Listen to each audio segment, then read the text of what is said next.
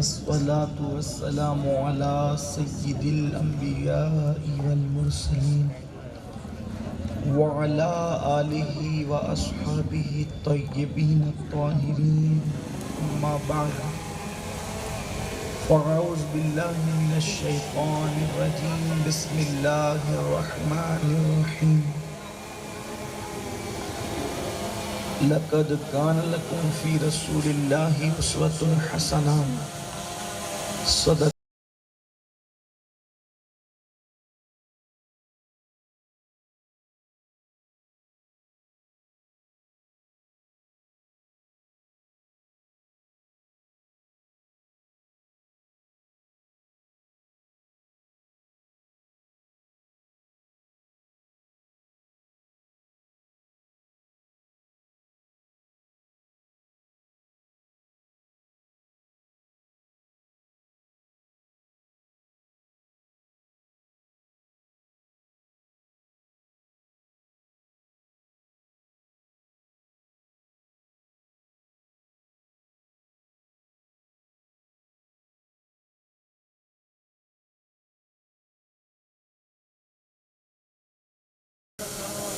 لائق تکریم واجب الاحترام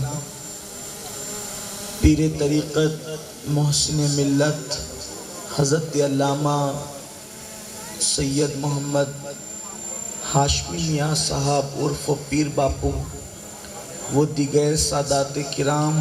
علماء ذوی الاحترام حاضرین محفل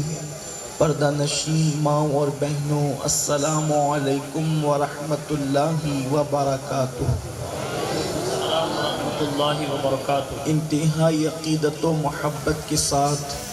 اپنے اور ساری کائنات کے مرکز عقیدت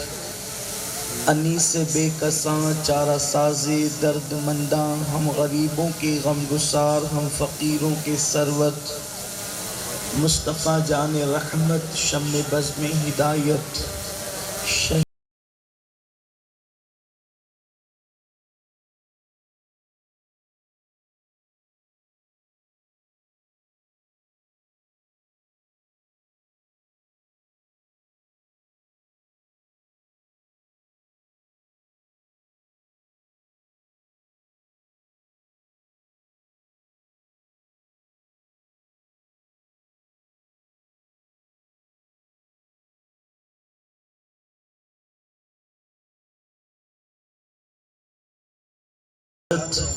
حضور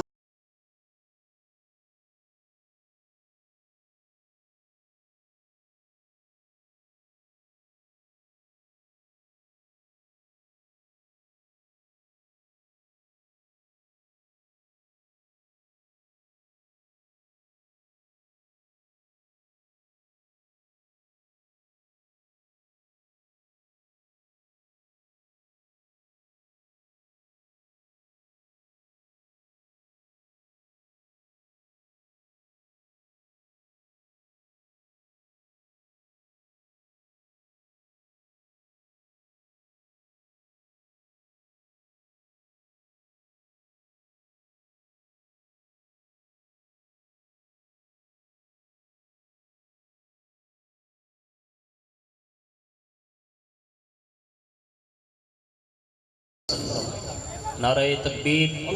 نعرہ رسالت، خاندان اہل بیت۔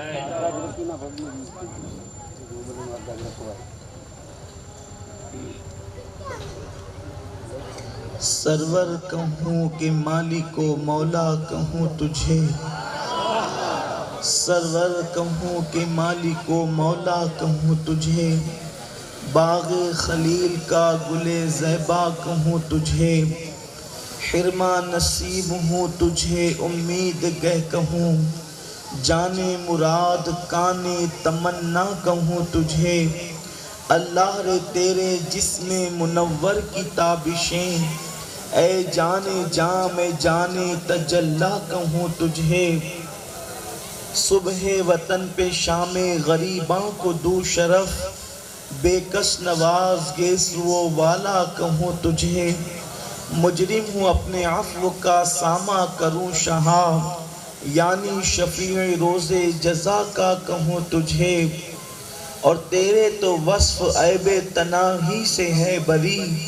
حیران ہوں میرے شاہ میں کیا کیا کہوں تجھے،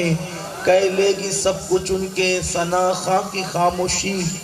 چپ ہو رہا یہ کہہ کے میں کیا کیا کہوں تجھے، لیکن رضا نے ختم سخن اس پہ کر دیا، خالق کا بندہ خلق کا آقا کہوں تجھے۔ آج کی یہ محفل دو عنوانات کو لیے ہوئے ہیں، ایک تو سیرت مصطفیٰ جان رحمت صلی اللہ علیہ وآلہ وسلم، یعنی ہمارے آقا و مولا سید الکونین قائد المرسلین طٰہٰ و یاسین حضور احمد مجتبی محمد الرسول اللہ ارواحنا فدا صلی اللہ تعالی علیہ وسلم کی سیرت طیبہ پر آج کی یہ کانفرنس ہے، اور اسی کے ساتھ ساتھ ہم اہل ہند کا سہارا معین ملت و دین خواجہ معین الدین چشتی حسن سنجری ثم اجمیری رضی اللہ تعالیٰ عنہ کی ذات والا صفات سے بھی اس محفل کو نسبت حاصل ہے۔ ظاہر سی بات ہے ہر دو عنوان اپنے اندر بے پناہ وسعت رکھتے ہیں، اگر کسی ایک عنوان پر بات کی جائے تو دوسرا چھوٹتا ہے، اور دوسرے پر گفتگو کی جائے تو پہلا چھوٹ جاتا ہے۔ لیکن میں نے اس آیہ کریمہ کی تلاوت کا شرف حاصل کیا ہے جس میں انشاءاللہ تبارک و تعالی دونوں عناوین کی گنجائش ہوگی، اور اللہ کی توفیق سے ہر دو عنوان پر گفتگو کرنے کی سعادت حاصل کی جائے گی۔ میرے پیارے آقا صلی اللہ تعالی علیہ وسلم کے پیارے دیوانوں، سرکار غریب نواز ہندوستان کے ولیوں کے سردار ہیں، ہندوستان کے ولیوں کے تاجدار ہیں۔ الحمدللہ سلسلے کے اعتبار سے ہم لوگ قادری ہیں، لیکن اس کے باوجود یہ اعلان کرتے ہیں اور حق کہتے ہیں کہ ہندوستان میں پیدا ہونے والا مسلمان پہلے چشتی ہوتا ہے، بعد میں وہ سب کچھ ہوتا ہے۔ اس لیے کہ کربلا کی خیرات اگر ہمیں ملتی ہے تو غریب نواز کی چوکھٹ سے ملتی ہے، نجف اشرف کا پتہ ملتا ہے تو غریب نواز کی چوکھٹ سے ملتا ہے، مدینہ منورہ کا در ملتا ہے تو غریب نواز کی چوکھٹ سے ملتا ہے، حتیٰ کہ بغداد معلیٰ غوث پاک کا فیضان بھی ملتا ہے تو غریب نواز کے قدموں کی خیرات کے طور پر ملتا ہے۔ میرے پیارے آقا صلی اللہ علیہ وسلم کے پیارے دیوانوں، ہندوستان کے اندر ایسا عظیم ولی سرکار غریب نواز رضی اللہ تعالیٰ عنہ سے پہلے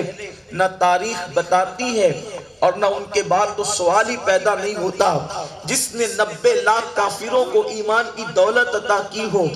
جس نے ہند میں اسلام کا پرچم لہرایا ہو، نائب النبی فی الہند جس کا لقب ہو، نائب رسول فی الہند جن کا لقب ہو، میرے پیارے آقا صلی اللہ علیہ وسلم کے پیارے دیوانوں، وہ سرکار غریب نواز رضی اللہ تعالیٰ کی ذات ہے۔ لیکن بات اتنی ہے کہ جب بھی کوئی بندہ اللہ کا ولی ہوتا ہے تو ولی کبھی نعرہ بھی تکبیر، نعرہ رسالت، سید سرکار ظہیر الدین بابو قادری، ماشاءاللہ، شکرا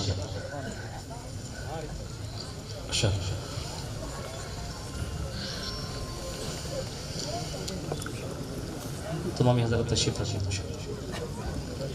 درود شریف اللہم صلی وسلم وبارک علی حبیبہ وآلہ واصحابہ بارک وسلم صلاۃ والسلام علیک یا رسول اللہ یا حبیب اللہ صلی اللہ تعالی علیہ وسلم۔ کوئی بندہ جب اللہ کا ولی ہوتا ہے تو معیار ولایت لوگوں نے اپنے اپنے انداز سے طے کر رکھا ہے۔ کوئی کہتا ہے ہوا میں اڑنے والے ولی ہوتے ہیں، پانی پر چلنے والے ولی ہوتے ہیں، اسی طریقے سے کچھ مخصوص کپڑوں کے کچھ مخصوص کلر ولایت کی پہچان بنا لی گئی ہے،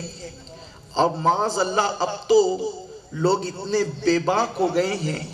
کہ مزارات پر بیٹھ کر جو لوگ چرس اور گانجا پیتے ہیں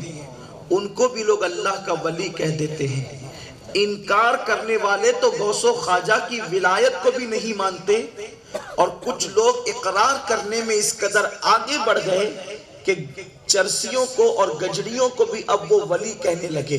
میرے پیارے آقا صلی اللہ علیہ وسلم کے پیارے دیوانوں، مگر یاد رکھیں مقام ولایت اس وقت تک کسی کو مل نہیں سکتا جب تک کہ وہ حضور صلی اللہ علیہ وسلم کی سیرت کو اختیار نہ کرے، آقا کریم صلی اللہ علیہ وسلم کے نقش قدم پر نہ چلے۔ اس لیے کہ ولی نبی کا نائب ہوتا ہے، ولی نبی کا نائب ہوتا ہے، گویا کہ ان کا جانشین ہوتا ہے۔ آقا کریم صلی اللہ علیہ وسلم کے غلاموں تو حضور کی سیرت طیبہ کو اختیار کرے بغیر کوئی مقام ولایت پا نہیں سکتا، بلکہ اللہ اکبر سنت رسول کے حوالے سے تو اس قدر سختی کے ساتھ بیان کیا گیا کہ اگر کسی کو ہوا میں اڑتا دیکھو اور پانی پر چلتا دیکھو تو بھی وہ شخص اللہ کا ولی نہیں ہو سکتا جب تک حضور علیہ السلام کی سنتوں پر عمل نہ کرے، شریعت پر استقامت حاصل نہ کرے۔ اللہ اکبر۔ اور یاد رکھنا کثرت نماز یعنی نوافل کی کثرت روزہ، اس کی اہمیت اپنی جگہ ہے، لیکن حضرت سیدنا بابا فرید الدین گنج شکر رحمت اللہ علیہ فرماتے ہیں، جس کو حضرت محبوب الہی نقل کرتے ہیں کہ نفل نمازوں کی کثرت تو بوڑھی عورتیں بھی کر سکتی ہیں، نفل روزوں کی کثرت تو بوڑھی عورتیں بھی کر سکتی ہیں۔ اسی طریقے سے اللہ اکبر کثرت تلاوت کلام مجید یہ تو بوڑھی عورتیں بھی کر سکتی ہیں، مگر یاد رکھیں جو اخلاق کی بلندی ہے، جو انسانیت کی تعظیم ہے، جو احترام انسانیت ہے، اصل تصوف اور تعلیمات رسول اس کا نام ہے۔ بلکہ یہاں تک بابا فرید الدین گنج شکر رحمت اللہ تعالی علیہ فرماتے ہیں کثرت نوافل،